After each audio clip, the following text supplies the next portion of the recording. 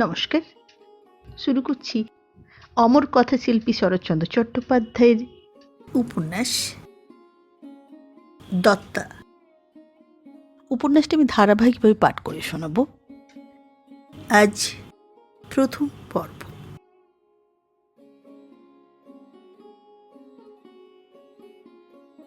সেকালে Hooghly branch স্কুলের headmaster বাবু বিদ্যালয়ের রত্ন বলিয়া যে 3টি ছেলেকে নির্দেশ করিতেন, তাহারা 3খানি বিভিন্ন গ্রাম হইতে প্রত্যহ 1 ক্রোশ পথ হাঁটিয়া পড়িতে আসিত। 3 জনের কি ভালোবাসাই ছিল। এমন দিন ছিল না যেদিন এই 3টি বন্ধুতে স্কুলের পথে ন্যাড়া বটতলায় একত্র না হইয়া বিদ্যালয়ে প্রবেশ করিত। 3 জনেরই বাড়ি ছিল হুগলির পশ্চিমে। জগদীশ আসিত সরস্বতীর পুল পার হইয়া দীঘ্রা গ্রাম হইতে, এবং বনমালী ও রাসবিহারী আসিত 2খানি পাশাপাশি গ্রাম কৃষ্ণপুর ও রাধাপুর হইতে।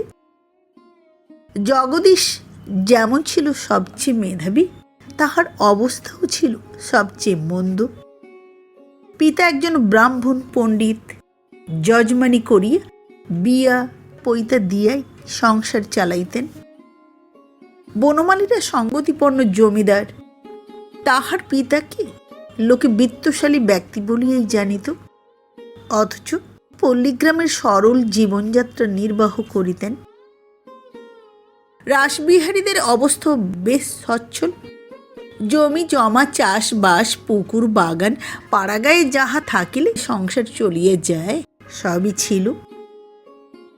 এ সকল থাকা সত্ত্বেও যে ছেলেরা কোনো শহরে বাসা ভাড়া না করিয়া, ঝড় নাই জল নাই শীত গ্রীষ্ম মাথায় পাতিয়া এতটা পথ হাঁটিয়া প্রত্যহ বাটি হইতে বিদ্যালয়ে যাতায়াত করিত, তাহার কারণ তখনকার দিনে কোনো পিতামাতাই ছেলেদের এই ক্লেশ স্বীকার করাটাকে ক্লেশ বলিয়াই ভাবিতে পারিতেন না।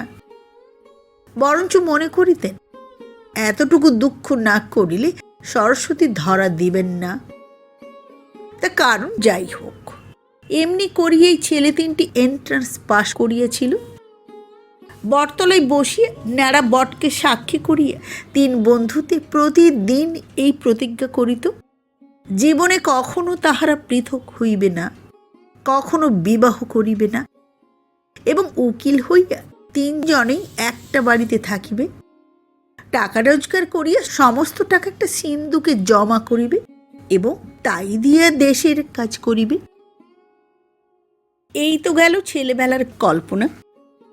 কিন্তু যেটা কল্পনা নয়, সত্য, সেটা অবশেষে কিরূপে দাঁড়াইল তাহাই সংক্ষেপে বলিতেছি।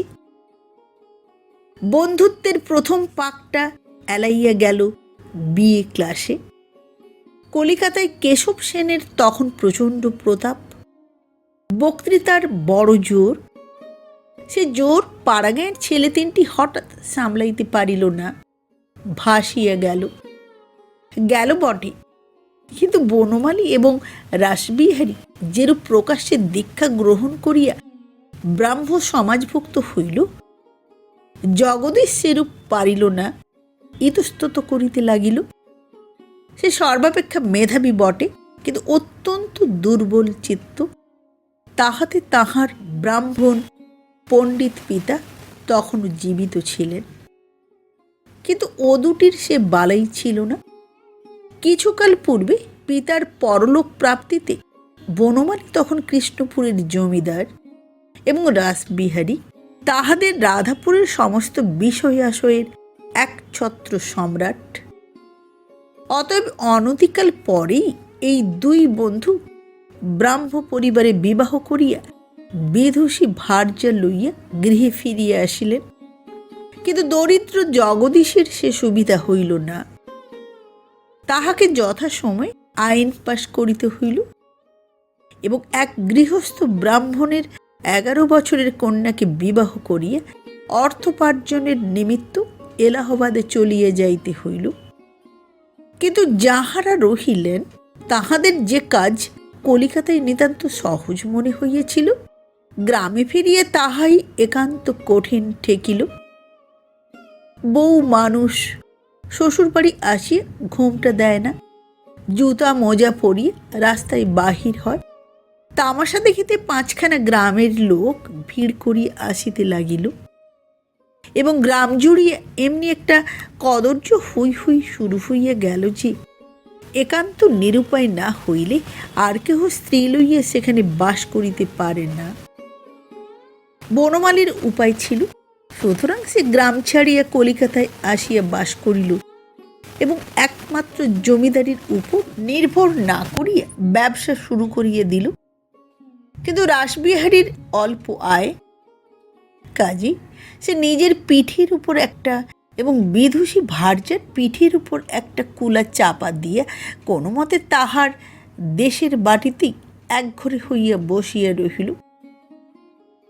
অতএব এই 3 বন্ধুর একজন এলাহাবাদে, একজন রাধাপুরে এবং আরেকজন কলিকাতায় বাস করায় আজীবন অবিবাহিত থাকিয়া এক বাড়িতে বাস করিয়ে এক সিন্ধুকে টাকা জমা করিয়ে দেশ উদ্ধার করার প্রতিজ্ঞাটা আপাতত স্থগিত রহিল। এবং যে ন্যাড়া বটবৃক্ষ সাক্ষ্য ছিলেন, তিনি কাহারও বিরুদ্ধে কোনো অভিযোগ উত্থাপন না করিয়া নীরবে মনে মনে বোধ করি হাসিতে লাগিলেন। এইভাবে অনেক দিন গেল। ইতিমধ্যে 3 বন্ধুর কদাচিৎ কখনো দেখা হইত বটে, কিন্তু ছেলেবেলার প্রণয়টা একেবারে তিরোহিত হইল না। জগদীশের ছেলে হইলে সে বনমালীকে সুসংবাদ দিয়া এলাহাবাদ হইতে লিখিল, তোমার মেয়ে হইলে তাহাকে পুত্রবোধ করিয়া ছেলেবেলায় যে পাপ করিয়েছি তাহার কতকটা প্রায়শ্চিত্ত করিব। তোমার দয়াতেই আমি উকিল হইয়া সুখে আছি, এ কথা কোনো দিন ভুলি নাই। বনমালী তাহার উত্তরে লিখিলেন, বেশ, তোমার ছেলের দীর্ঘ জীবন কামনা করি, কিন্তু আমার মেয়ে হওয়ার কোনো আশাই নাই। তবে যদি কোনোদিন মঙ্গলময়ের আশীর্বাদে সন্তান হয় তোমাকে দিব। চিঠি লিখিয়ে বনমালী মনে মনে হাসিল, কারণ বছর 2 পূর্বে তাহার অপর বন্ধু রাসবিহারীর যখন ছেলে হয়, সেও ঠিক এই প্রার্থনাই করিয়েছিল। বাণিজ্যের কৃপায় সে এখন মস্ত ধনী, সবাই তাহার মেয়েকে ঘরে আনিতে চায়। 2 মাস 6 মাসের কথা নয়, 25 বৎসরের কাহিনী বলিতেছি। বনমালী প্রাচীন হইয়াছেন, কয়েক বৎসর হইতে রোগে ভুগিয়ে ভুগিয়ে এইবার শয্যা আশ্রয় করিয়া টের পাইয়াছিলেন আর বোধহয় উঠিতে হইবে না। তিনি চিরদিনই ভগবত পরায়ণ ও ধর্মভীরু। মরণে তাহার ভয় ছিল না, শুধু একমাত্র সন্তান বিজয়ার বিবাহ দিয়া যাইবার অবকাশ ঘটিল না মনে করিয়েই কিছু ক্ষুণ্ণ ছিলেন। সেদিন অপরাহ্নকালে হঠাৎ বিজয়ের হাতখানি নিজের হাতের মধ্যে লইয়া বলিয়াছিলেন, মা, আমার ছেলে নেই বলে আমি এতটুকু দুঃখ করি নে, তুমি আমার সব। এখনো তোর 18 বৎসর বয়স পূর্ণ হয়নি বটে, কিন্তু তোর এইটুকু মাথার উপর আমার এত বড় বিষয়টা রেখে যেতেও আমার এক বিন্দু ভয় হয় না। তোর মা নেই, ভাই নেই, একটা খুড়ো জ্যাঠা পর্যন্ত নেই, তবু আমি নিশ্চয়ই জানি আমার সমস্ত বজায় থাকবে। শুধু একটা অনুরোধ করে যাই মা, জগদীশ যাই করুক আর যাই হোক, সে আমার ছেলেবেলার বন্ধু, তাকে ভালোবাসি, এই কথাটা ভুলিস নে মা। তার একটি ছেলে আছে, তাকে চোখে দেখিনি, কিন্তু শুনেছি সে বড় সৎ ছেলে। বাপের দোষে সে যেন না দণ্ড ভোগ করে, এই আমার অনুরোধ। বিজয়া অশ্রুরুদ্ধ কণ্ঠে কহিয়াছিল, বাবা, তোমার আদেশ আমি কোনোদিন অমান্য করব না। জগদীশবাবু যতদিন বাঁচবেন তাকে তোমার মতোই মান্য করব, কিন্তু তার অবর্তমানে সমস্ত বিষয় মিছামিছি তার ছেলেকে কেন ছেড়ে দেব? তাকে তুমিও কখনো চোখে দেখোনি, আমিও দেখিনি। আর যদি সত্যিই তিনি লেখাপড়া শিখে থাকেন, অনায়াসেই তো পিতৃঋণ শোধ করতে পারবেন। বনমালী মেয়ের মুখের পানে চোখ তুলিয়া কহিয়াছিলেন, ঋণ তো কম নয় মা, ছেলে মানুষ, এ যদি না শোধ হতে পারে। মেয়ে জবাব দিয়েছিল, যে না পারে সে কুসন্তান বাবা, তাকে প্রশ্রয় দেওয়া উচিত নয়। বনমালী তাহার এই সুশিক্ষিতা তেজস্বিনী কন্যাকে চিনিতেন, তাই আর পিড়াপিড়ি করেন নাই।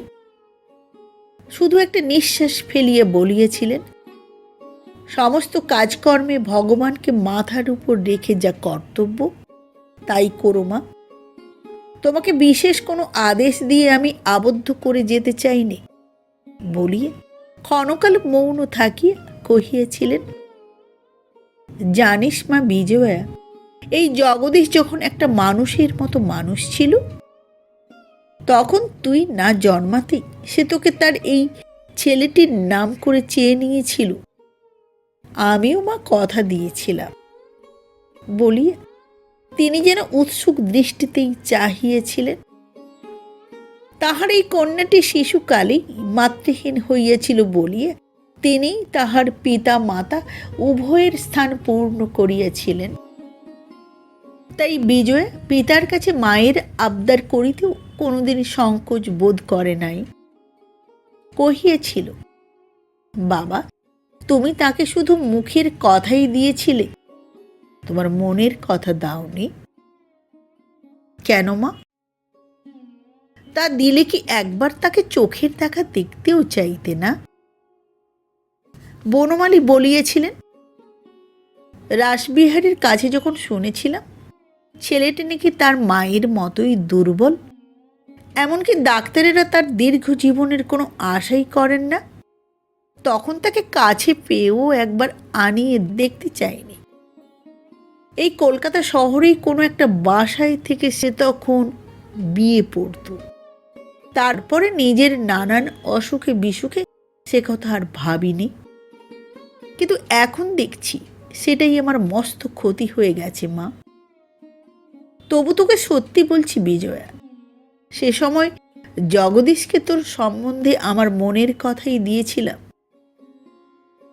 কিছুক্ষণ থামিয়ে বলিয়েছিলেন, আজ জগদীশকে সবাই জানে, একটা অকর্মণ্য জুয়ারি, অপদার্থ মাতাল।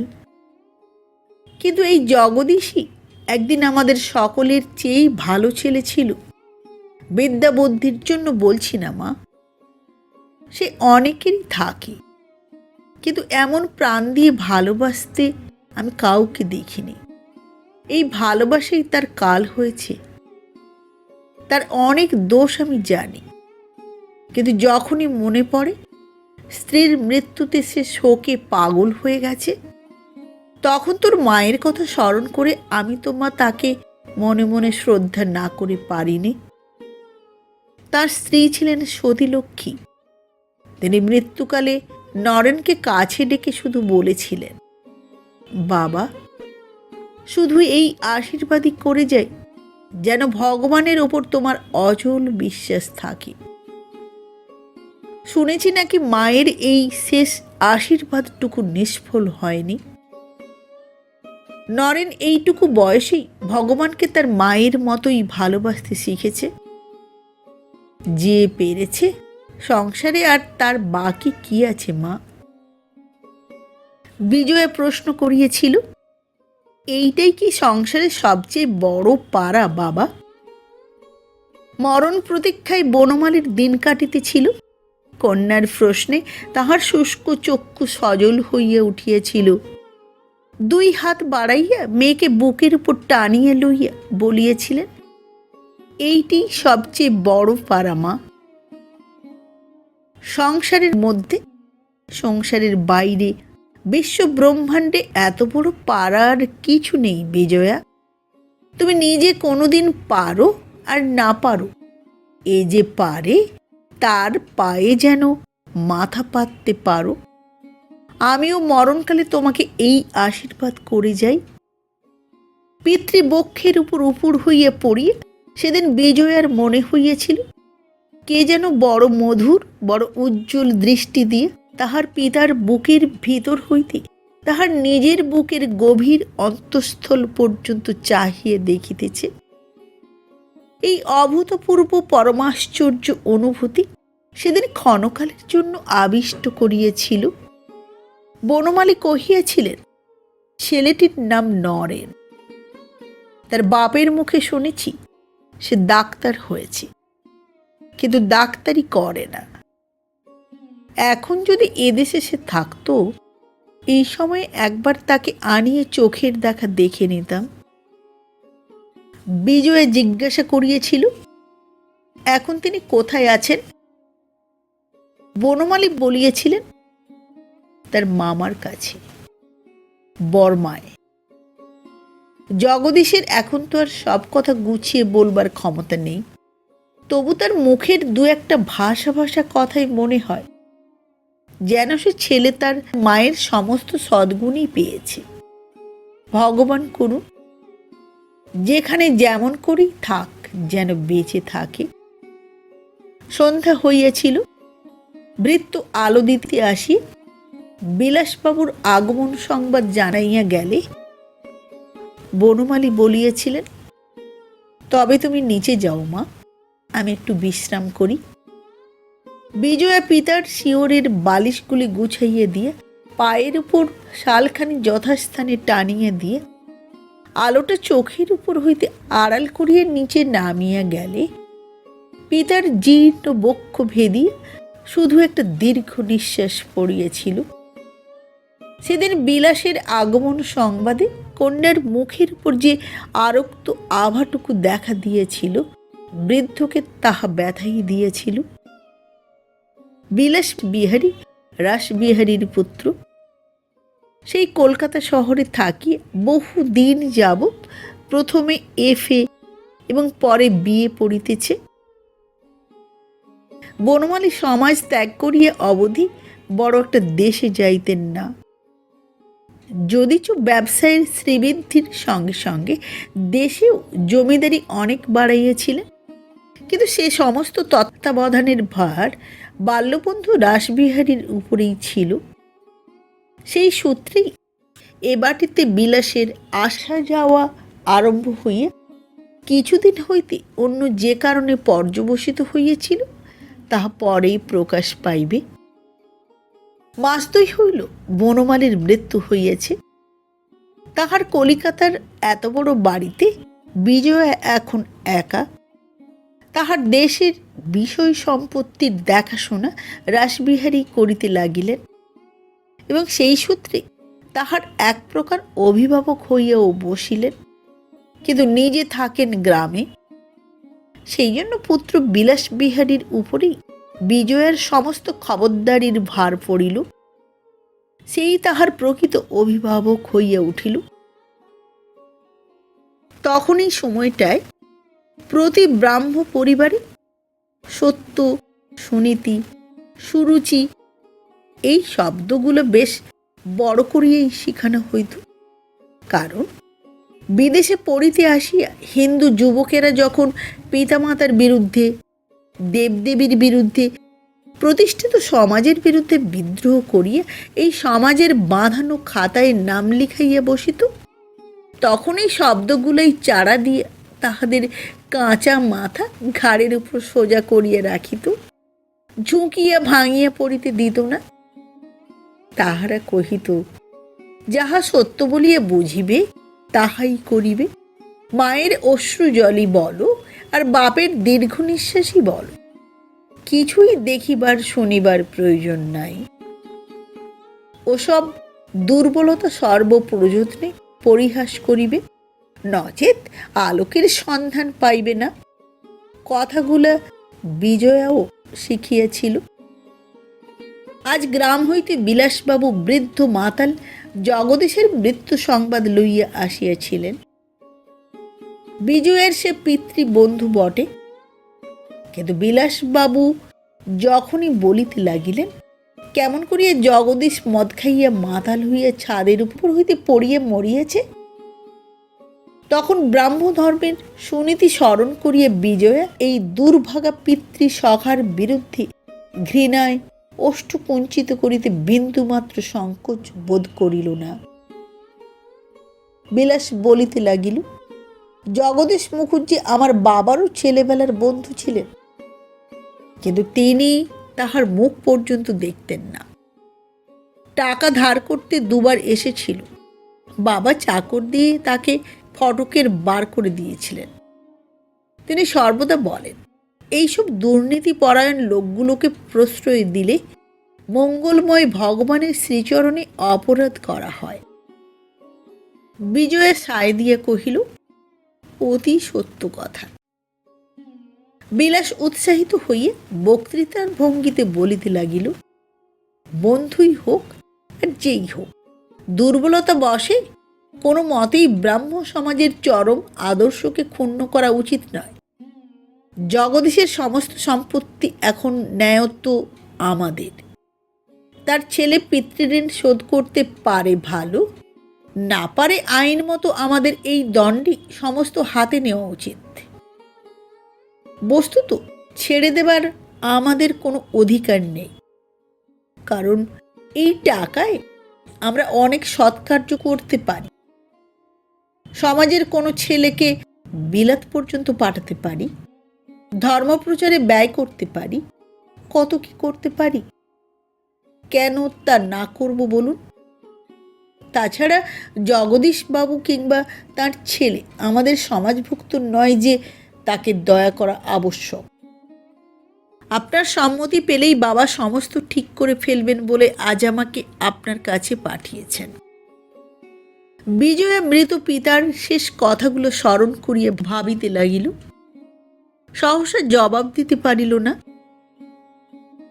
তাহাকে ইতস্তত করিতে দেখিয়ে বিলাস সজোরে প্রবল কণ্ঠে বলিয়া উঠিল, না না, আপনাকে ইতস্তত করতে আমি কোনো মতেই দেব না। দ্বিধা দুর্বলতা পাপ, শুধু পাপ নয়, মহাপাপ। আমি মনে মনে সংকল্প করেছি, তার বাড়িটাই আপনার নাম করে, যা কোথাও নেই, কোথাও হয়নি, আমি তাই করব। পাড়াগাঁয়ের মধ্যে ব্রাহ্ম মন্দির প্রতিষ্ঠা করে দেশের হতভাগ্য মূর্খ লোকগুলোকে ধর্ম শিক্ষা দেব। আপনি একবার ভেবে দেখুন দেখি, এদের মূর্খতার জ্বালাতেই বিরক্ত হয়ে আপনার স্বর্গীয় পিতৃদেব দেশ ছেড়েছিলেন কিনা? তার কন্যা হয়ে কি আপনার উচিত নয় এই নোবেল প্রতিশোধ নিয়ে তাদেরই এই চরম উপকার করা? বলুন, আপনি এ কথার উত্তর দিন। বিজয়া বিচলিত হইয়া উঠিল। বিলাস দীপ্ত স্বরে বলিতে লাগিল, সমস্ত দেশের মধ্যে একটা কত বড় নাম, কত বড় সাড়া পড়ে যাবে ভেবে দেখুন দেখি। হিন্দুদের স্বীকার করতেই হবে, সে ভার আমার উপর, যে ব্রাহ্ম সমাজে মানুষ আছে, হৃদয় আছে, স্বার্থত্যাগ আছে। যাকে তারা নির্যাতন করে দেশ থেকে বিদায় করে দিয়েছিল, সেই মহাত্মারই মহিষী কন্যা তাদেরই মঙ্গলের জন্য এই বিপুল স্বার্থত্যাগ করেছেন। সমস্ত ভারতবর্ষময় একটা কি বিরাট মরাল এফেক্ট হবে বলুন দেখি। বলি, বিলাসবিহারী সম্মুখে টেবিলের উপর একটা প্রচণ্ড চাপড় মারিল। শুনিতে শুনিতে বিজয়া মুগ্ধ হইয়া গিয়েছিল। বাস্তবিক এত বড় নামের লোভ সংবরণ করা 18 বছরের মেয়ের পক্ষে সম্ভব নয়। তথাপি পিতার কথাগুলি স্মরণ করিয়া সে দ্বিধা ভরে জিজ্ঞাসা করিল, তার ছেলের নাম শুনেছি নরেন্দ্র, এখন সে কোথায় আছে জানেন? জানি। হতভাগ্য পিতার মৃত্যুর পরে সে বাড়ি এসে এখন দেশেই আছে। আপনার সঙ্গে বোধহয় আলাপ আছে? আলাপ? ছি, আপনি আমাকে কি মনে করেন বলুন দেখি। বলি, বিজয়াকে একেবারে অপ্রতিভ করিয়ে দিয়া বিলাসবাবু একটুখানি হাসিয়া কহিল, আমি তো ভাবতেই পারিনি যে জগদীশ মুখুজ্জের ছেলের সঙ্গে আলাপ করছি। তবে সেদিন রাস্তায় হঠাৎ একটা পাগলের মতো নতুন লোক দেখে আশ্চর্য হয়েছিলাম। শুনলাম সেই নরেন মুখুজ্জে। বিজয়া কৌতূহলী হইয়া কহিল, পাগলের মতো? শুনেছি নাকি ডাক্তার। বিলাসবাবু ঘৃণায় সর্বাঙ্গ কুঞ্চিত করিয়া কহিল, ডাক্তার? আমি বিশ্বাস করি নে। ঠিক পাগলের মতো। মাথায় বড় বড় চুল, যেমন লম্বা তেমনি রোগা। বুকের প্রত্যেক পাঁজরটি বোধ করি দূর থেকে গোনা যায়। এই তো চেহারা, তালপাতার সেপাই। বস্তুত চেহারা লইয়া গর্ব করিবার অধিকার বিলাসের ছিল, কারণ সে বেঁটে মোটা এবং ভারী জোয়ান। তাহার বুকের পাঁজর বোমা মারিয়া নির্দেশ করা যাইত না। সে আরও কি বলিতে যাইতেছিল। বিজয়া বাধা দিয়ে জিজ্ঞাসা করিল, আচ্ছা বিলাসবাবু, জগদীশবাবুর বাড়িটা যদি আমরা সত্যই দখল করে নিই, গ্রামের মধ্যে কি একটা বিশ্রী গোলমাল উঠবে না? বিলাস জোর করিয়া বলিয়া উঠিল, একেবারে না।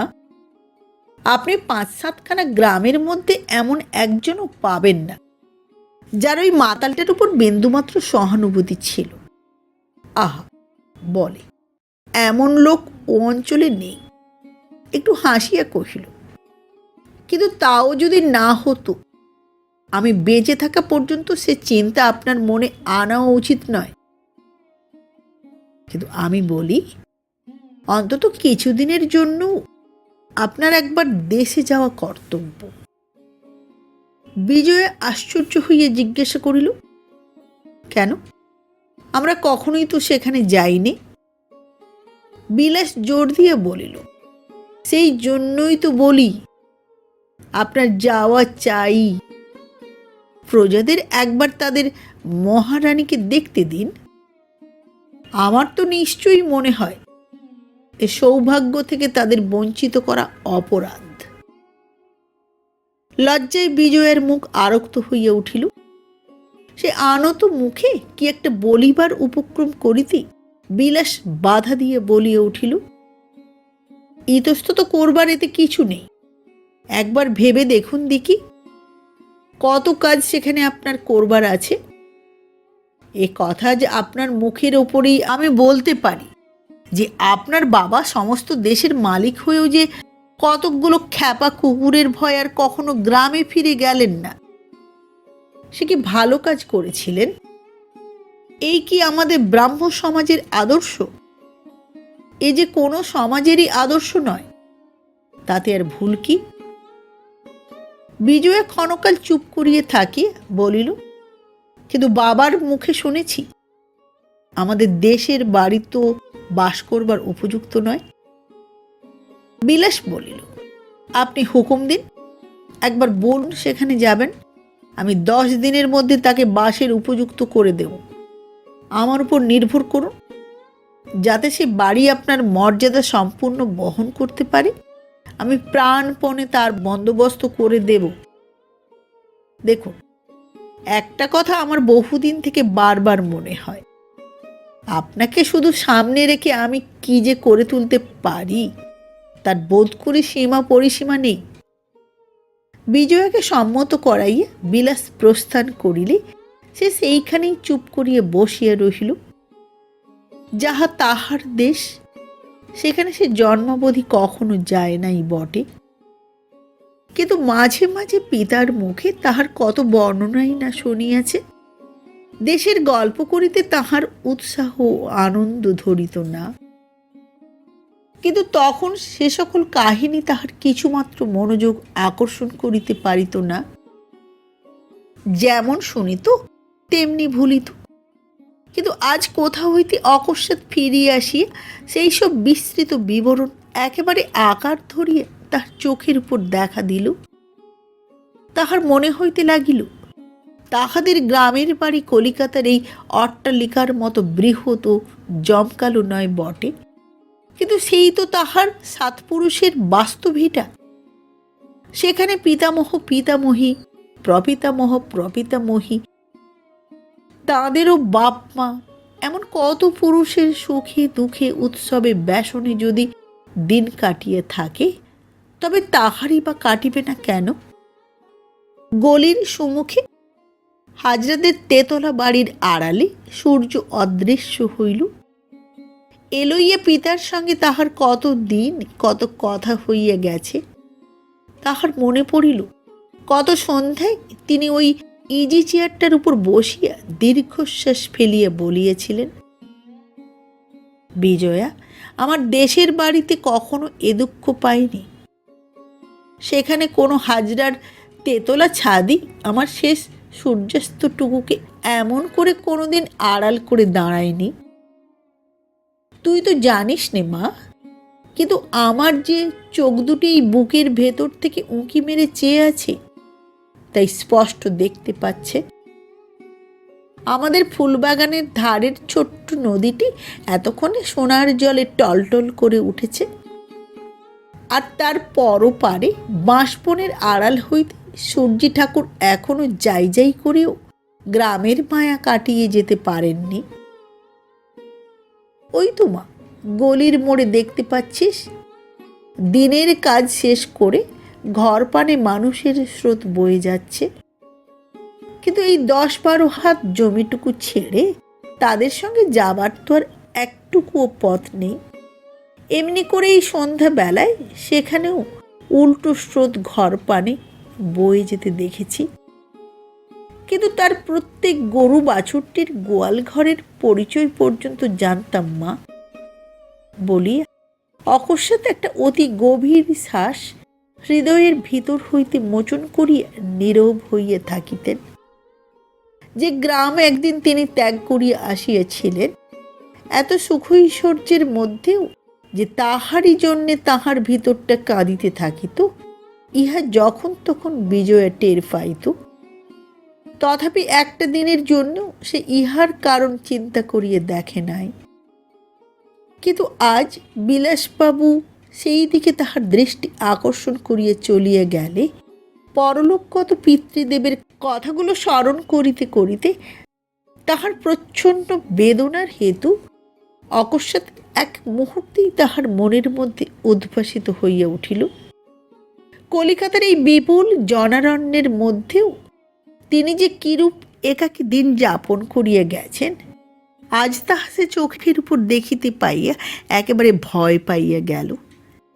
এবং আশ্চর্য এই যে গ্রামে যে ভিটার সহিত তাহার জন্মাবধি পরিচয় নাই, তাহাই আজ তাহাকে দুর্নিবার শক্তিতে টানিতে লাগিল। বহুকাল পরিত্যক্ত জমিদার বাটি বিলাসের তত্ত্বাবধানে মেরামত হইতে লাগিল। কলিকাতা হইতে অদৃষ্টপূর্ব বিচিত্র আসবাব সকল গরুর গাড়ি বোঝাই হইয়া নিত্য আসিতে লাগিল। জমিদারের একমাত্র কন্যা দেশে বাস করিতে আসিবেন, এই সংবাদ প্রচারিত হইবা মাত্র শুধু কেবল কৃষ্ণপুরের নয়, রাধাপুর, বজ্রপুর, দীঘা প্রভৃতি আশপাশের 5-7টা গ্রামের মধ্যে হইচই পড়িয়া গেল। এমনি তো ঘরের পাশে জমিদারের বাস চিরদিনই লোকের অপ্রিয়, তাহাতে জমিদারের না থাকাটাই প্রজাদের অভ্যাস হইয়া গিয়েছিল। সুতরাং নতুন করিয়া তাহার বাস করিবার বাসনাটা সকলের কাছেই একটা অন্যায় উৎপাতের মতো প্রতিভাত হইল। ম্যানেজার রাসবিহারীর প্রবল শাসনে তাহাদের দুঃখের অভাব ছিল না। আবার জমিদার কন্যার প্রত্যাবর্তনের শুভ উপলক্ষে সে যে কোন নূতন উপদ্রবের সৃষ্টি করিবে, তাহা হাটে মাঠে ঘাটে সর্বত্রই এক অশুভ আলোচনার বিষয় হইয়া উঠিল। পরলোকগত বৃদ্ধ জমিদার বনমালী যতদিন জীবিত ছিলেন, তখন দুঃখের মধ্যেও এই সুখটুকু ছিল যে কোনো গতিকে কলিকাতায় গিয়া একবার তাহার কাছে পড়িতে পারিলে কাহাকেও নিষ্ফল হইয়া ফিরিতে হইত না। কিন্তু জমিদার কন্যার বয়স অল্প, মাথা গরম, রাসবিহারীর পুত্রের সঙ্গে বিবাহের জনশ্রুতিও গ্রামে অপ্রচারিত ছিল না। তিনি মেম সাহেব, ম্লেচ্ছ, সুতরাং অদূর ভবিষ্যতে রাসবিহারীর দৌরাত্ম্য কল্পনা করিয়া কাহারও মনে কিছুমাত্র সুখ রহিল না। পৈতাধারী ব্রাহ্মণেরাও না, পৈতাহীন শূদ্রেরাও না। এমনই ভয়ে ভাবনায় বর্ষাটা গেল। শরতের প্রারম্ভে এক মধুর প্রভাতে মস্ত দুই ওয়েলার বাহিত খোলা ফিটনে চড়িয়ে তরুণী জমিদার কন্যা শত নরনারীর সভয় কৌতূহল দৃষ্টির মাঝখান দিয়া হুগলি স্টেশন হইতে পিতৃ পিতামহের পুরাতন আবাসস্থলে আসিয়া উপস্থিত হইলেন। বাঙালির মেয়ে, 18, 19, 20 পার হইয়া গেছে, তথাপি বিবাহ হয় নাই। সে প্রকাশ্যে জুতা মোজা পরে, খাদ্যাখাদ্য বিচার করে না, ইত্যাদি কুৎসা গ্রামের লোকেরা সঙ্গোপনে করিতে লাগিল। আবার জমিদারের নজর লইয়া একে একে দুইয়ে দুইয়ে আসিয়া নানা প্রকার আনন্দ মঙ্গল কামনা জানাইও যাইতে লাগিল। এমন করিয়া 5-6 দিন কাটিবার পরে সেদিন সকালবেলা বিজয়া চা পানের পর নিচের বসিবার ঘরে বিলাসবাবুর সহিত বিষয় সম্পত্তি সম্বন্ধে কথাবার্তা কহিতেছিল। বেহারা আসিয়া জানাইল একজন ভদ্রলোক দেখা করিতে চান। বিজয়া কহিল, এইখানে নিয়ে এসো। এই কয়দিন ক্রমাগতই তাহার ইতর ভদ্র প্রজারা নজর লইয়া যখন তখন সাক্ষাৎ করিতে আসিতেছিল, সুতরাং প্রথমেই সে বিশেষ কিছু মনে করে নাই। কিন্তু ক্ষণকাল পরে যে ভদ্রলোকটি বেহারার পিছনে ঘরে প্রবেশ করিল, তাহার প্রতি দৃষ্টিপাত মাত্রই বিজয়া বিস্মিত হইল। তাহার বয়স বোধ করি 25-26 হইবে। লোকটি দীর্ঘাঙ্গ, কিন্তু তদনুপাতে হৃষ্টপুষ্ট নয়, বরঞ্চ কৃশ।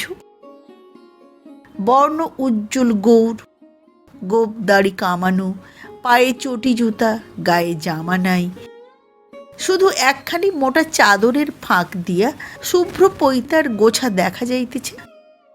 সে ক্ষুদ্র একটি নমস্কার করিয়া একখানা চেয়ার টানিয়া লইয়া উপবেশন করিল। ইতিপূর্বে যে কোনো ভদ্রলোক সাক্ষাৎ করিতে আসিয়াছে, শুধু যে নজরের টাকা হাতে লইয়া প্রবেশ করিয়াছে তাই নয়, তাহারা সভয়ে কুণ্ঠার সহিত প্রবেশ করিয়াছে। কিন্তু এ লোকটির আচরণে সংকোচের লেশমাত্র নাই। তাহার আগমনে শুধু যে বিজয়াই বিস্মিত হইয়াছিল তাই নয়, বিলাসও কম আশ্চর্য হয় নাই। বিলাসের গ্রামান্তরে বাস হইলেও এদিকের সকল ভদ্রলোককেই সে চিনিত, কিন্তু এই যুবকটি তাহার সম্পূর্ণ অপরিচিত। আগন্তুক ভদ্রলোকটি প্রথমে কথা কহিল, বলিল, আমার মামা পূর্ণ গাঙ্গুলি মশাই আপনার প্রতিবেশী, পাশের বাড়িটিই তাঁর। আমি শুনে অবাক হয়ে গেছি যে তার পিতৃ পিতামহের কালের দুর্গাপূজা নাকি আপনি এবার বন্ধ করে দিতে চান। এর মানে কি? এর মানে কি বলিয়া সে বিজয়ের মুখের প্রতি দৃষ্টি নিবদ্ধ করিল। প্রশ্ন এবং তাহার জিজ্ঞাসা করার ধরনে বিজয়া আশ্চর্য এবং মনে মনে বিরক্ত হইল, কিন্তু কোনো উত্তর দিল না। তাহার উত্তর দিল বিলাস। সে রুক্ষ স্বরে কহিল, আপনি কি তাই মামার হয়ে ঝগড়া করতে এসেছেন নাকি? কিন্তু কার সঙ্গে কথা করছেন সেটা ভুলে যাবেন না। আগন্তুক হাসি একটুখানি জিভ কাটিয়ে কহিল, সে আমি ভুলিনি এবং ঝগড়া করতেও আসিনি, বরঞ্চ কথাটা আমার বিশ্বাস হয়নি বলেই ভালো করে জেনে যেতে এসেছি। বিলাস বিদ্রুপের ভঙ্গিতে কহিল, বিশ্বাস হয়নি কেন? আগন্তুক কহিল, কেমন করে হবে বলুন দেখি। নিরর্থক নিজের প্রতিবেশীর ধর্মবিশ্বাসে আঘাত করবেন, এ বিশ্বাস না হওয়াই তো স্বাভাবিক। ধর্মমত লইয়া তর্ক বিতর্ক বিলাসের কাছে ছেলেবেলা হইতেই অতিশয় উপাদেয়। সে উৎসাহে প্রদীপ্ত হইয়া প্রচ্ছন্ন বিদ্রূপের কণ্ঠে কহিল, আপনার কাছে নিরর্থক বোধ হলেই যে কারো কাছে তার অর্থ থাকবে না, কিংবা আপনি ধর্ম বললেই সকলে তাকে শিরোধার্য করে মেনে নেবে, তার কোনো হেতু নেই। পুতুল পুজো আমাদের কাছে ধর্ম নয়, এবং তার নিষেধ করাটাও আমরা অন্যায় বলে মনে করি নে। আগন্তুক গভীর বিস্ময়ে বিজয়ের মুখের প্রতি দৃষ্টিপাত করিয়া কহিল, আপনিও কি তাই বলেন নাকি? তাহার বিস্ময় বিজয়াকে যেন আঘাত করিল, কিন্তু সে ভাব গোপন করিয়া সে সহজ সুরেই জবাব দিল, আমার কাছে কি আপনি এর বিরুদ্ধ মন্তব্য শুনবার আশা করে এসেছিলেন? বিলাস সগর্বে হাস্য করিয়া কহিল, বোধ হয়, কিন্তু উনি তো বিদেশী লোক, খুব সম্ভব আপনাদের কিছুই জানেন না। আগন্তুক ক্ষণকাল নীরবে বিজয়ের মুখের প্রতি চাহিয়ে থাকিয়ে তাহাকেই কহিল, আমি বিদেশী না হলেও এ গ্রামের লোক নয়, সে কথা ঠিক।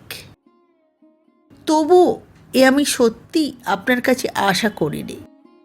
পুতুল পুজো কথাটা আপনার মুখ থেকে বার না হলেও সাকার নিরাকার উপাসনার পুরানো ঝগড়া আমি এখানে তুলব না। আপনারা যে ব্রাহ্ম সমাজের তাও আমি জানি, কিন্তু এ তো সে নয়। গ্রামের মধ্যে এই একটি পূজা, সমস্ত লোক সারা বৎসর এই 3টি দিনের আশায় পথ চেয়ে বসে আছে। এই বলিয়া আরেকবার তীক্ষ্ণ দৃষ্টিপাত করিয়া বলিল, গ্রাম আপনার, প্রজারা আপনার ছেলে মেয়ের মতো। আপনার আসার সঙ্গে সঙ্গে গ্রামের আনন্দ উৎসব কতগুণে বেড়ে যাবে, এই আশাই তো সকলে করে। কিন্তু তার না হয়ে এত বড় দুঃখ, এত বড় নিরানন্দ বিনা অপরাধে আপনার দুঃখী প্রজাদের মাথায় নিজে তুলে দেবেন, এ বিশ্বাস করা কি সহজ? আমি তো বিশ্বাস করতে পারিনি। বিজয়া সহসা উত্তর দিতে পারিল না। দুঃখী প্রজাদের নামে তাহার কোমল চিত্ত ব্যথায় ভরিয়া উঠিল। ক্ষণকালের জন্য কেহই কোনো কথা কহিতে পারিল না। শুধু বিলাসবাবু বিজয়ের সেই নিঃশব্দ স্নেহার্দ্র মুখের প্রতি চাহিয়া ভিতরে ভিতরে উষ্ণ এবং উদ্বিগ্ন হইয়া তাচ্ছিল্যের ভঙ্গিতে বলিয়া উঠিল, আপনি অনেক কথা কইছেন, সাকার নিরাকারের তর্ক আপনার সঙ্গে করব এত অপর্যাপ্ত সময় আমাদের নেই। তা সে চলেই যাক। আপনার মামা একটি কেন 100টা পুতুল গড়িয়ে ঘরে বসে পুজো করতে পারেন, তাতে কোনো আপত্তিই নেই। শুধু কতকগুলো ঢাক ঢোল কাশি অহোরাত্র ওর কানের কাছে পিটে ওকে অসুস্থ করে তোলাতেই আমাদের আপত্তি। আগন্তুক একটুখানি হাসিয়া কহিল, অহোরাত্র তো বাজে না, তা সকল উৎসবেই একটু হইচই গণ্ডগোল হয় বই কি। বলিয়া বিজয়াকে বিশেষ করে উদ্দেশ্য করিয়া বলিল, অসুবিধে যদি কিছু হয় না হয় হলোই, আপনারা মায়ের জাত, এদের আনন্দের অত্যাচার আপনি সইবেন না তো কে সইবে? বিজয়া তেমনি নিরুত্তরেই বসিয়া রহিল। বিলাস শ্লেষের শুষ্ক হাসি হাসি বলিল, আপনি তো কাজ আদায়ের ফন্দিতে ছেলেমেয়ের উপমা দিলেন, শুনতেও মন্দ লাগলো না। কিন্তু জিজ্ঞাসা করি, আপনি নিজেই মুসলমান হয়ে মামার কানের কাছে মহরম শুরু করে দিতেন, তার সেটা ভালো বোধ হতো কি? তা সে যাই হোক, বকাবকি করবার সময় নেই আমাদের। বাবা যে হুকুম দিয়েছেন তাই হবে। কলকাতা থেকে ওকে দেশে এনে মিছামিছি একরাশ ঢাক ঢোল কাঁসর বাজিয়ে ওর কানের মাথা খেয়ে ফেলতে আমরা দেব না, কিছুতেই না। বাবা যে হুকুম দিয়েছেন তাই হবে। তাহার অভদ্র ব্যঙ্গ ও উষ্মার আতিশয্যে আগন্তুকের চোখের দৃষ্টি প্রখর হইয়া উঠিল। সে বিলাসের মুখের প্রতি চোখ তুলিয়া কহিল, আপনার বাবা কে এবং তার নিষেধ করবার কি অধিকার আমার জানা নেই, কিন্তু আপনি যে মহরমের অদ্ভুত উপমা দিলেন, এটা হিন্দুর রোশন চৌকি না হয়ে সেই মুসলমানদের মহরমের কাড়া না কাড়ার বাধ্য হলে কি করতেন শুনি? এ শুধু নিরীহ স্বজাতির প্রতি অত্যাচার বই তো নয়। বিলাস অকস্মাৎ চৌকি ছাড়িয়া লাফাইয়া উঠিল। চোখ রাঙাইয়া ভীষণ কণ্ঠে চেঁচাইয়া কহিল, বাবার সম্বন্ধে তুমি সাবধান হয়ে কথা কও বলে দিচ্ছি, নইলে এখনই অন্য উপায়ে শিখিয়ে দেব তিনি কে এবং তাঁর কি অধিকার। আগন্তুক আশ্চর্য হইয়া বিলাসের মুখের প্রতি চাহিল, কিন্তু ভয়ের চিহ্ন মাত্র তাহার মুখে দেখা দিল না। দেখা দিল বিজয়ার মুখে। তাহার বাটিতে বসিয়া তাহারই এক অপরিচিত অতিথির প্রতি একান্ত অশিষ্ট আচরণে ক্রোধে লজ্জায় তাহার সমস্ত মুখ আরক্ত হইয়া উঠিল। আগন্তুক মুহূর্তকাল মাত্র বিলাসের মুখের প্রতি চাহিয়া রহিল। পরক্ষণে তাহাকে সম্পূর্ণ অগ্রাহ্য করিয়া বিজয়ার প্রতি চোখ ফিরাইয়া কহিল, আমার মামা বড়লোক নন, তার পূজার আয়োজন সামান্যই, তবু একমাত্র আপনার দরিদ্র প্রজাদের সমস্ত বছরের আনন্দ উৎসব। হয়তো আপনার কিছু অসুবিধা হবে, কিন্তু তাদের মুখ চেয়ে কি একটু আপনি সহ্য করে নিতে পারবেন না?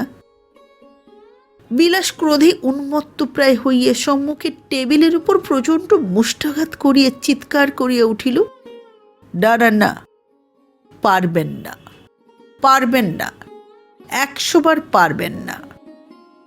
কতগুলো মূর্খ চাষার পাগলামি সহ্য করবার জন্য কেউ জমিদারি করে না? তোমার আর কিছু বলবার না থাকে তো তুমি যাও, মিথ্যে আমাদের সময় নষ্ট করো না বলিয়া সে হাত দিয়ে দরজা দেখাইয়া দিল। তাহার উৎকট উত্তেজনায় ক্ষণকালের জন্য আগন্তুক ভদ্রলোকটি যেন হতবুদ্ধি হইয়া গেল। সহসা তাহার মুখে প্রত্যুত্তর যোগাইল না, কিন্তু পিতার কাছে বিজয়ের নিষ্ফল শিক্ষা পায় নাই। সে শান্ত ধীরভাবে বিলাসের মুখের প্রতি চাহিয়া কহিল, আপনার বাবা আমাকে মেয়ের মতো ভালোবাসেন বলেই এদের পুজো নিষেধ করেছেন, কিন্তু আমি বলি হলোই বা 3-4 দিন একটু গোলমাল। কথা শেষ করিতে না দিয়াই বিলাস তেমনি উচ্চ কণ্ঠে প্রতিবাদ করিয়া উঠিল, সে অসহ্য গণ্ডগোল আপনি জানেন না বলেই। বিজয় হাসি মুখে বলিল, তা হোক গণ্ডগোল, 3 দিন বই তো নয়। আপনি আমার অসুবিধের ভাবনা ভাবছেন, কিন্তু কলকাতা হলে কি করতেন বলুন তো? সেখানে অষ্টপ্রহর কেউ কানের পাশে তোপ দাগতে থাকলেও তো চুপ করে সহ্য করতে হতো বলিয়া আগন্তুক যুবকটির পানে চাহিয়া কহিল, আপনার মামাকে জানাবেন তিনি প্রতিবার যেমন করেন এবারেও তেমনি পুজো করুন, আমার বিন্দুমাত্র আপত্তি নেই। আগন্তুক এবং বিলাসবাবু উভয়ই বিস্ময়ে অবাক হইয়া বিজয়ের মুখের প্রতি চাহিয়া রহিল। আপনি তবে এখন আসুন বলিয়া বিজয় হাত তুলিয়া ক্ষুদ্র একটি নমস্কার করিল। অপরিচিত ভদ্রলোকটিও আপনাকে সংবরণ করিয়া লইয়া উঠিয়া দাঁড়াইল এবং ধন্যবাদ ও প্রতি নমস্কার করিয়া এবং বিলাসকেও একটি নমস্কার করিয়া ধীরে ধীরে বাহির হইয়া গেল। অবশ্য ক্রুদ্ধ বিলাস আরেকদিকে চক্ষু ফিরাইয়া তাহা অগ্রাহ্য করিল, কিন্তু দুজনের কেহই জানিতে পারিল না যে এই অপরিচিত যুবকটি তাহাদের সর্বপ্রধান আসামী জগদীশের পুত্র নরেন্দ্রনাথ। সে চলিয়া গেলে মিনিট খানেক বিজয়া অন্যমনস্ক ও নীরব থাকিয়া সহসা চকিত হইয়া মুখ তুলিতেই নিতান্ত অকারণেই তাহার কপলের উপর একটা ক্ষীণ আরক্ত আভা দেখা দিল। বিলাসের দৃষ্টি অন্যত্র নিবদ্ধ না থাকিলে তাহার বিস্ময় ও অভিমানের হয়তো পরিসীমা থাকিত না। বিজয়া মৃদু হাসিয়া কহিল, আমাদের কথাটা যে শেষ হতেই পেলে না। তাহলে তালুকটা নেওয়াই আপনার বাবার মত? বিলাস জানালার বাহিরে চাহিয়াছিল, সেইভাবেই কহিল,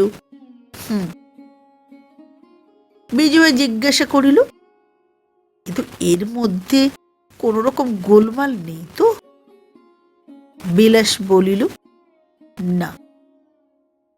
বিজয়া পুনরায় প্রশ্ন করিল, আজ কি তিনি ও বেলায় এদিকে আসবেন? বিলাস কহিল, বলতে পারি নাই। বিজয়া হাসিয়া কহিল, আপনি রাগ করলেন নাকি? এবার বিলাস মুখ ফিরাইয়া গম্ভীরভাবে জবাব দিল, রাগ না করলেও পিতার অপমানে পুত্রের ক্ষুণ্ণ হওয়া বোধ করি অস্বাভাবিক নয়। কথাটা বিজয়াকে আঘাত করিল, তবু সে হাসি মুখেই কহিল, কিন্তু এতে তার মানহানি হয়েছে এ ভুল ধারণা আপনার কি করে জন্মালো? তিনি স্নেহবশে মনে করেছেন আমার কষ্ট হবে, কিন্তু কষ্ট হবে না এইটাই শুধু ভদ্রলোককে জানিয়ে দিল। এতে মান অপমানের কথা তো কিছুই নেই বিলাসবাবু। বিলাসের গাম্ভীর্যের মাত্রা তাহাতে বিন্দুমাত্র কমিল না। সে মাথা নাড়িয়ে উত্তর দিল, ওটা কথাই নয়। বেশ, আপনার এস্টেটের দায়িত্ব নিজে নিতে চান, নিন, কিন্তু এরপরে বাবাকে আমায় সাবধান করে দিতেই হবে, নইলে পুত্রের কর্তব্যে ত্রুটি হবে।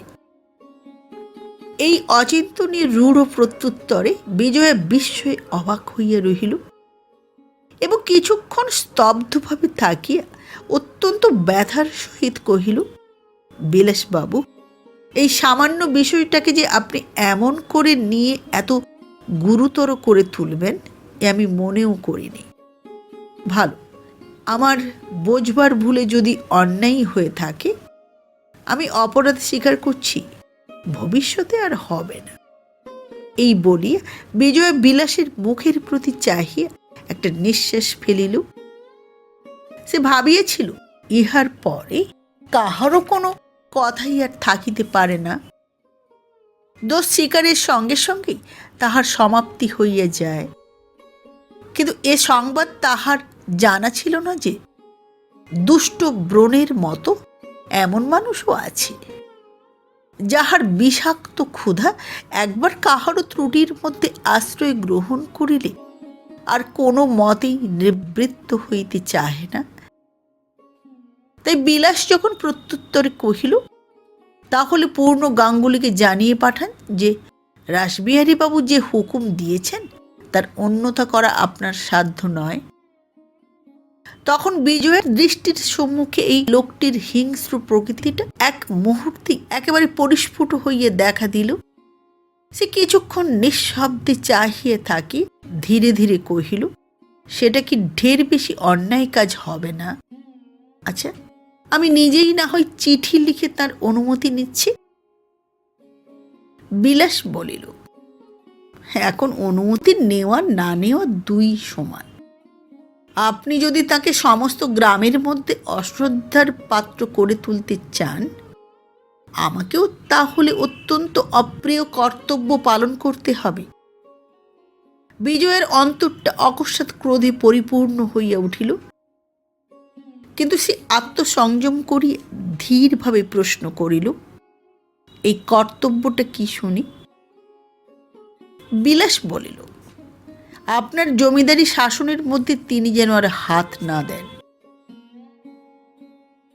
আপনার নিষেধ তিনি শুনবেন আপনি মনে করেন? বিলাস বলিল, অন্তত সেই চেষ্টাই আমাকে করতে হবে। বিজয়া ক্ষণকাল মৌন থাকিয়া অন্যদিকে চাহিয়া তেমনি শান্ত কণ্ঠেই জবাব দিল, বেশ, আপনি যা পারেন করবেন, কিন্তু অপরের ধর্মকর্মে আমি বাধা দিতে পারব না। তাহার কণ্ঠস্বরের মৃদুতা সত্ত্বেও তাহার ভিতরের ক্রোধ গোপন রহিল না। বিলাস তীব্র কণ্ঠে বলিয়া উঠিল, আপনার বাবা কিন্তু এ কথা বলতে সাহস করতেন না। বিজয়া ফিরিয়া দাঁড়াইয়া চোখ তুলিয়া তাহার মুখের প্রতি চাহিল, কহিল, আমার বাবার কথা আপনার চেয়ে আমি ঢের বেশি জানি বিলাসবাবু, কিন্তু সে নিয়ে তর্ক করে কি হবে? আমার স্নানের বেলা হলো, আমি উঠল। বলিয়া সে সমস্ত বাগ্বিতণ্ডা জোর করিয়া বন্ধ করিয়া দিয়া উঠিয়া দাঁড়াইবা মাত্রই ক্রোধোন্মত্ত বিলাসের মুখের উপর হইতে তাহার ধার করা ভদ্রতার মুখোশ এক মুহূর্তে খসিয়া পড়িল। সে নিজেও স্বভাবটাকে একেবারে অনাবৃত উলঙ্গ করিয়া দিয়া নিরতিশয় কটু কণ্ঠে বলিয়া ফেলিল, মেয়ে মানুষ যাত্রাই এমনি নেমো খারাপ। বিজয়া পা বাড়াইয়াছিল, বিদ্যুৎ বেগে ফিরিয়ে দাঁড়াইয়া পলক মাত্র এই বর্বরতার মুখের প্রতি তীক্ষ্ণ দৃষ্টিপাত করিয়া নিঃশব্দে ধীরে ধীরে ঘর ছাড়িয়ে চলিয়া গেল। এবং সঙ্গে সঙ্গে বিলাস শুষ্ক হইয়া উঠিল। সে যে পিতৃভক্তির আতিশয্য বশতই বিবাদ করিতেছিল, এ ভ্রম যেন কেহ না করেন।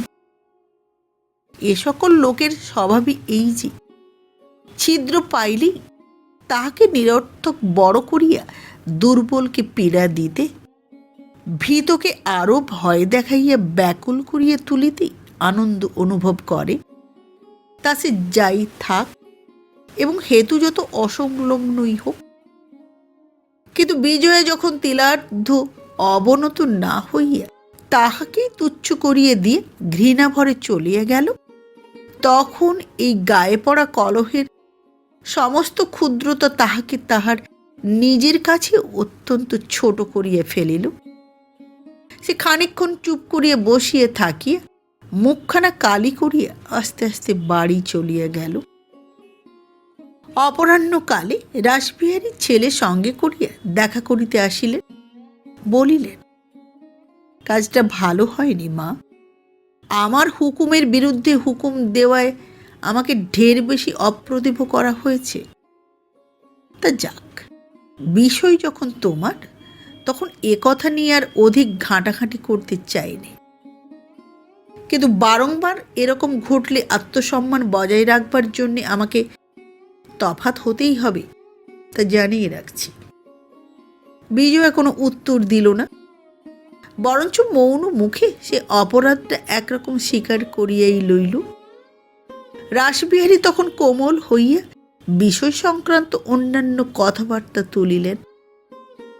নতুন তালুকটা খরিদ করিবার আলোচনা শেষ করিয়া বলিলেন, জগদীশের দরুন বাড়িটা যখন তুমি সমাজকেই দান করলে মা, তখন আর বিলম্ব না করে এই পূজার ছুটিটা শেষ হলেই তার দখল নিতে হবে, কি বলো? বিজয়া ঘাড় নাড়িয়ে কহিল, আপনি যে ভালো বুঝবেন তাই হবে। টাকা পরিশোধ করবার মেয়াদ তো তাঁদের শেষ হয়ে গেছে। রাসবিহারী কহিলেন, অনেক দিন। জগদীশ তার সমস্ত খুচরা ঋণ একত্র করবার জন্যে তোমার বাবার কাছে 8 বছরের করারে 10,000 টাকা কর্জ নিয়ে কবলা লিখে দেয়। শর্ত ছিল এর মধ্যে শোধ দিতে পারে ভালোই, না পারে তার বাড়ি, বাগান, পুকুর, তার সমস্ত সম্পত্তি আমাদের। তা 8 বৎসর পার হয়ে এটা 9 বৎসর চলছে। বিজয় কিছুক্ষণ অধোমুখে নীরবে বসিয়া থাকিয়া মৃদুকণ্ঠে কহিল, শুনতে পাই তার ছেলে এখানে আছেন। তাকে ডেকে আরো কিছুদিন সময় দিয়ে দেখলে হয় না? যদি কোনো উপায় করতে পারেন। রাসবিহারী মাথা নাড়িতে নাড়িতে কহিলেন, তা পারবে না, পারবে না। পারলে? পিতার কথাটা শেষ না হইতেই বিলাস হঠাৎ গর্জন করিয়া উঠিল। এতক্ষণ সে কোনরূপে ধৈর্য ধরিয়েছিল, আর পারিল না। কর্কশ্বরে বলিল, পারলেই বা আমরা দেব কেন? টাকা নেবার সময় সে মাতালটার হুঁশ ছিল না? কি শর্ত করছি, এ শোধ দেব কি করে? বিজয় বিলাসের প্রতি একবার দৃষ্টিপাত করিয়েই রাসবিহারীর মুখের দিকে চাহিয়া শান্ত দৃঢ় কণ্ঠে কহিল, তিনি আমার বাবার বন্ধু ছিলেন। তার সম্বন্ধে সসম্মানে কথা কইতে বাবা আমাকে আদেশ করে গেছেন। বিলাস পুনরায় তর্জন করিয়া উঠিল, হাজার করে গেলেও সে যে একটা। রাসবিহারী বাধা দিলেন, তুমি চুপ করো না বিলাস। বিলাস জবাব দিল, এসব বাজে সেন্টিমেন্ট আমি কিছুতেই সইতে পারিনি। তা সে কেউ রাগই করুক আর যাই, আমি সত্য কথা বলতে ভয় পাইনি, সত্য কাজ করতে পেছিয়ে দাঁড়াইনি। রাসবিহারী উভয় পক্ষকেই শান্ত করিবার অভিপ্রায়ে হাসিবার মতো মুখ করিয়া বারবার মাথা নাড়িতে নাড়িতে বলিতে লাগিলেন, তা বটে, আমাদের বংশের এই স্বভাবটা আমারও গেল না কিনা। বুঝলে মা বিজয়া, আমি আর তোমার বাবা এই জন্যেই সমস্ত দেশের বিরুদ্ধে সত্য ধর্ম গ্রহণ করতে ভয় পাইনি। বিজয়া কহিল, বাবা মৃত্যুর পূর্বে আমাকে আদেশ করে গিয়েছিলেন ঋণের দায়ে তার বাল্যবন্ধুর প্রতি যেন অত্যাচার না করে। বলিতে বলিতে তাহার চোখ ছলছল করিয়া উঠিল।